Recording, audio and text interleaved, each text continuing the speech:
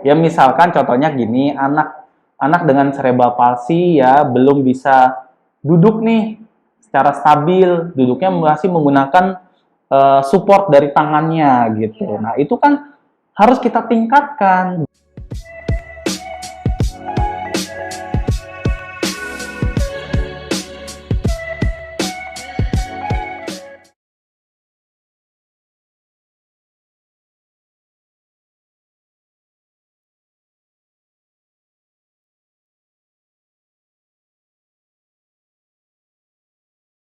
Hai sahabat YPAC Jakarta, ketemu lagi dengan saya Putri di Bincang Seru.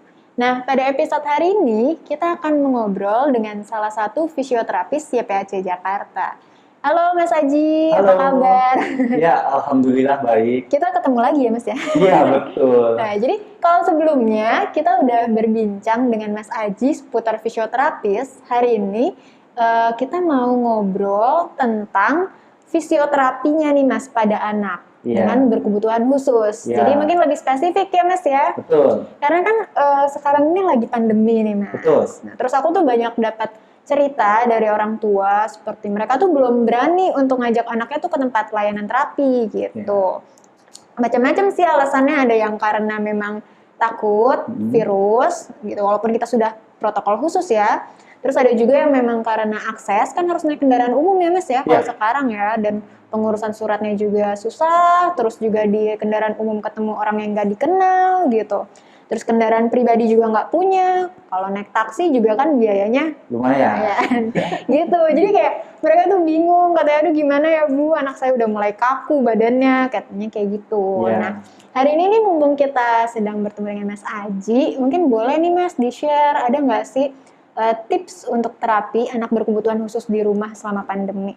Ya, kalau untuk anak berkebutuhan khusus ya di rumah atau yang kita sebut dengan anak-anak disabilitas yang memiliki keterbatasan ya dalam tubuhnya dia, baik itu mungkin karena fungsi motoriknya yang terlambat atau mungkin ada spastisitas atau kekakuan atau mungkin adanya hipoton atau kelemahan ya.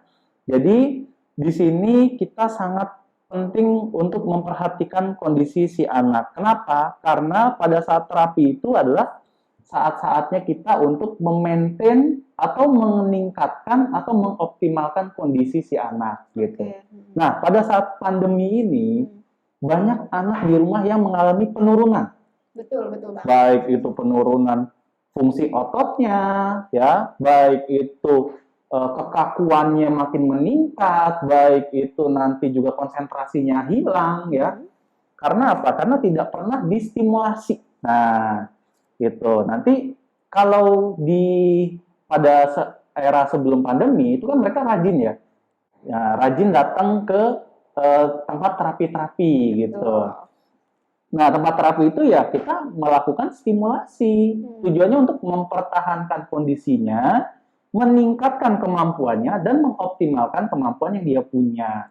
Ya misalkan contohnya gini, anak dengan cerebral palsy ya belum bisa duduk nih secara stabil, duduknya masih menggunakan support dari tangannya gitu. Nah, itu kan harus kita tingkatkan. Bagaimana caranya? Kita kasih stimulasi untuk dia dapat duduk secara mandiri, artinya secara tanpa bantuan tangan gitu. Karena itu juga dilatih otot-otot dari bagian tubuhnya gitu. Otot-otot yang kita sebut dengan core muscle-nya gitu, otot inti di tubuhnya, otot penegak tubuhnya dia.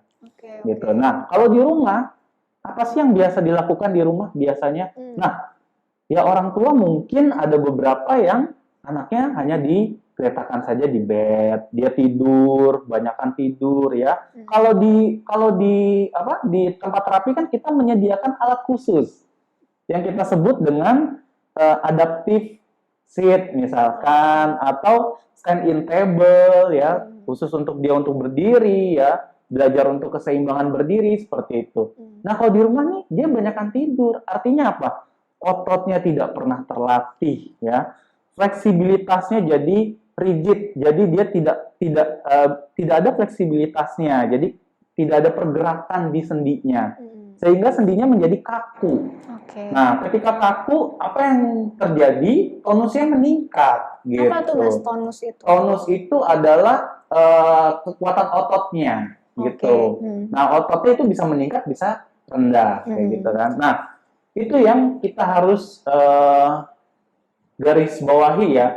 Artinya kita harus cek lagi, dan harusnya orang tua itu atau si terapisnya ini ya, baik itu mau fisioterapi, okupasi terapi, terapi bicara, itu harusnya ada komunikasi. Oke. Nah, ini juga menarik nih, ada apa namanya yang disebut dengan terapis on the road. Nah, itu program atau itu salah apa satu tuh, program, gitu. Nah, itu bisa dijadikan salah satu program di mana para terapis ini datang ke rumah orang tua untuk memonitoring kegiatan anak tersebut. Minimal mereka harus distimulasi, gitu. Karena di tiap profesi itu pasti memiliki yang disebut dengan home program.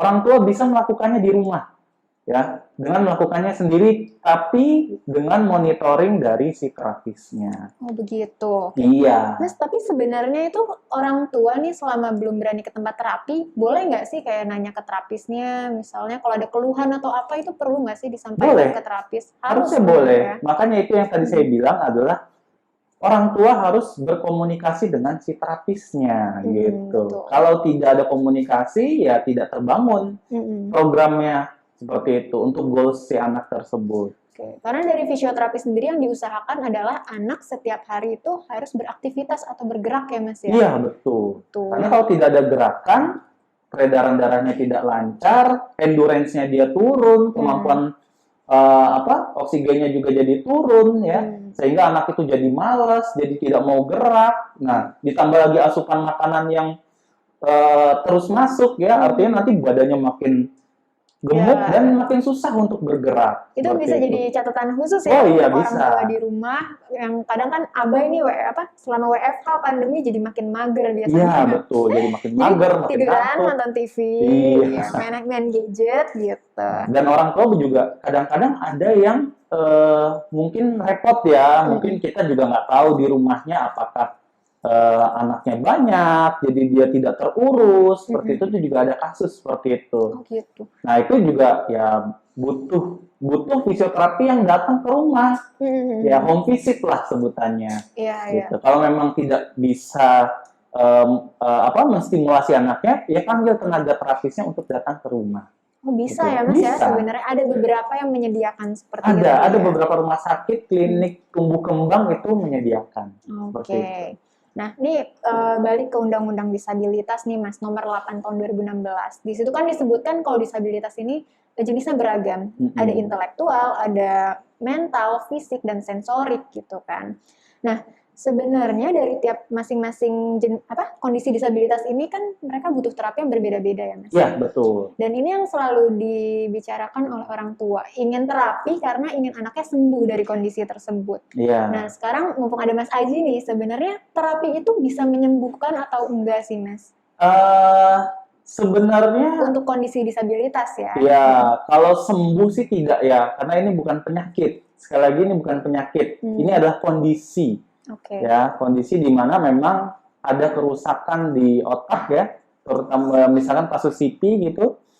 Nah, itu adalah kondisi, bukan penyakit. Dan CP itu tidak bisa sembuh gitu. CP itu setidaknya kita bisa mengoptimalkan kondisinya. Ya, misalkan dia awal datang misalkan umur 15 bulan ya, dia datang ke klinik atau rumah sakit dan kita melakukan treatment ya, sampai di umur berapa dia harus dia harus terapi lagi gitu ya, sampai nanti dia bisa berdiri atau berjalan seperti itu. Nah, itu yang kita tingkatkan, kita optimalkan. Nah, beda meningkatkan dengan optimal. Kalau optimal itu misalkan masanya kayaknya udah bukan masa pertumbuhan lagi nih, tapi kita bisa mengoptimalkannya dengan cara apa sih? Ya kita tetap stimulasi, ya fasilitasi pada saat dia melakukan gerakan motoriknya seperti itu. Itu sih. Itu tadi cara-cara mengoptimalkan ya Mas? Iya. Ya? gitu. Nah, Mas, kalau misalnya untuk orang tua di rumah nih, dengan memanfaatkan alat-alat di rumah, bisa nggak sih Mas sebenarnya untuk mengoptimalkan tadi itu?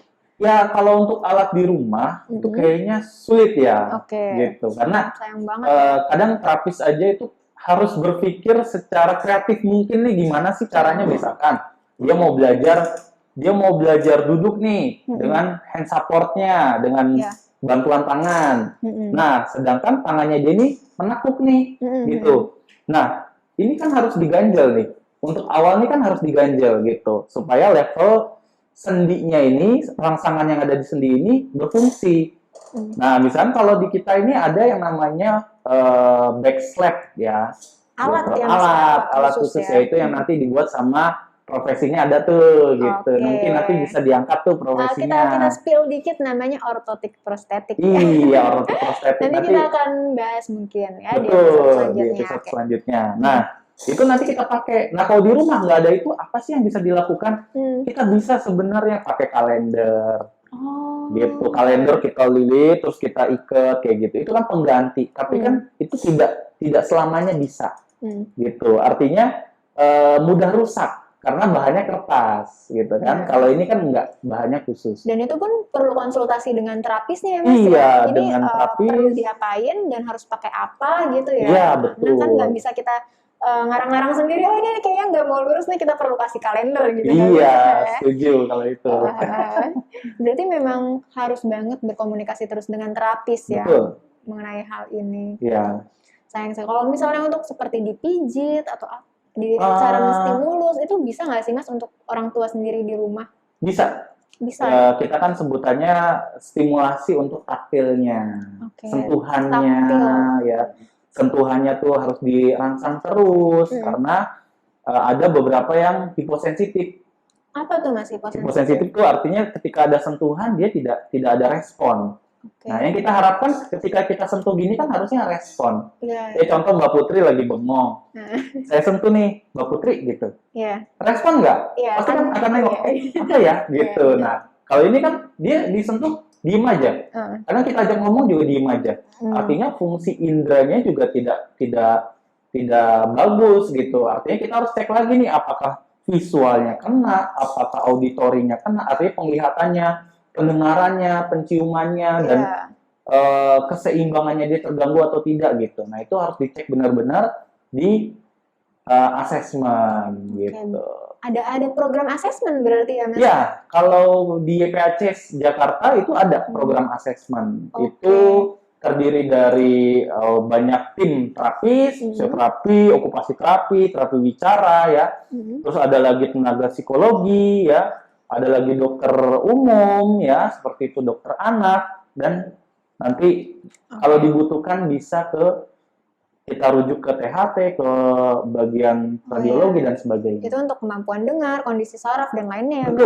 Betul, seperti itu. Berarti memang kalau untuk kasus anak berkebutuhan khusus ini kita nggak bisa self-diagnose mereka ya? Iya, nggak bisa. Kita benar-benar harus konsul dengan ahli. Gitu. Iya, betul. Pun dari cara stimulus pun kita nggak bisa asal stimulus. Iya, kita pun menentukan program itu harus duduk bareng dengan berbagai profesi gitu. Jadi tidak bisa egonya, misalnya dari fisioterapis diagnosanya ini nih, treatmentnya harus begini. Kita harus dengerin dulu dari tenaga-tenaga yang lainnya.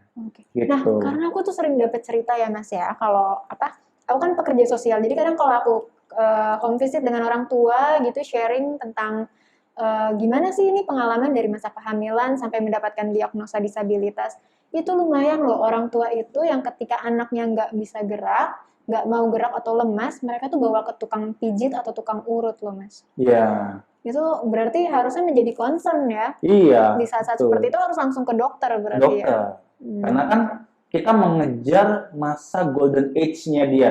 Artinya tumbuh kembangnya otaknya itu harus kita kejar. Karena masa itu nggak lama gitu loh. Cepat gitu. Pada saat di usia dia lahir sampai 2 tahun itu harus dikejar. Kalau tidak, nanti pertumbuhan atau perkembangan otaknya itu kan menurun. Ya, artinya nanti memori yang dia tangkap itu sedikit gitu. Mumpung ini masih masa golden age dan itu harus kita kejar, kita masukin stimulasi supaya anaknya bisa berkembang dengan sesuai dengan harapan yang kita inginkan. Oke. Gitu. Tapi juga bisa kita lihat ya, karena ada beberapa faktor yang memperberat kondisinya. Oh. Gitu ya, contohnya misalkan dengan kasus spastik yang sangat berat seperti itu. Nah, itu kan agak sulit, gitu kan? Atau ada penyerta, contohnya misalnya kejang. Nah, kejang itu tidak sepele gitu. Karena sekali kejang itu dapat merusak sel otak gitu. Karena apa yang kita ajarin pada saat dia kejang itu akan hilang lagi. Dan kita harus stimulasi lagi. Langsung menurun ya kondisinya. Menurun, dan itu harus konsultasi nanti ke dokter juga. Memang kalau apalagi khusus untuk cerebral palsy ya Mas ya, misalnya ditangani di YPAC itu selalu ada penyertanya. Hampir selalu ada. Entah kejang, entah drooling gitu. Entah kemampuan untuk menahan buang air besar, buang air kecil. Iya. Dan yang paling ini sih pernafasan ya. Gitu. Iya. Karena ada beberapa pasien juga yang mengalami gangguan pernafasan gitu ya. Jadi artinya kemampuan dia untuk breathingnya, untuk oksigennya itu sangat minim. Jadi kita harus bantu dulu.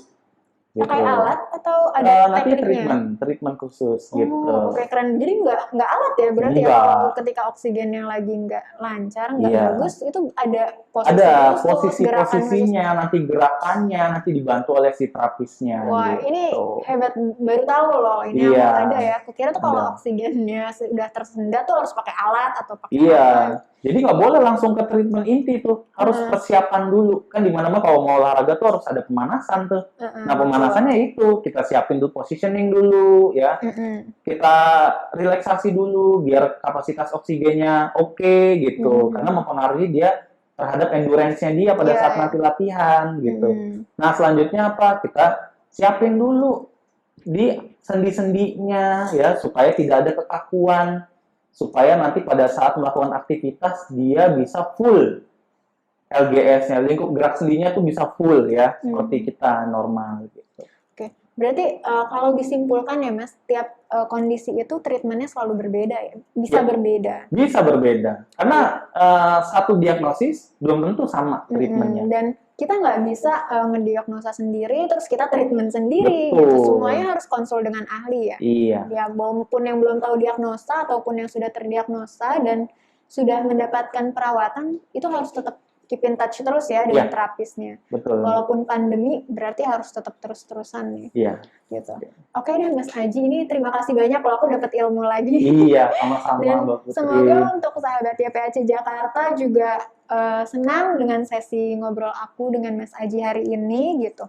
Kalau misalnya ada pertanyaan mungkin seputar fisioterapi untuk anak berkebutuhan khusus, bisa nih ditanyain di kolom komen di bawah video ini. Yang mungkin nanti tim dari kami akan memfasilitasi untuk ngobrol dengan Mas Aji dan menjawab di situ. Gitu ya Mas ya. Kalau di sosial media YPAC Jakarta juga jangan lupa dipantau terus. Oke, jadi untuk hari ini mungkin sekian. Terima kasih banyak juga untuk Mas Aji dan untuk sahabat YPAC Jakarta. Jangan lupa untuk klik like, komen, dan subscribe di channel ini dan juga nyalakan loncengnya. Jadi kalau ada video terbaru bisa langsung nonton nih Mas. Iya, betul. Oke, sekian untuk hari ini. Terima kasih banyak dan sampai jumpa.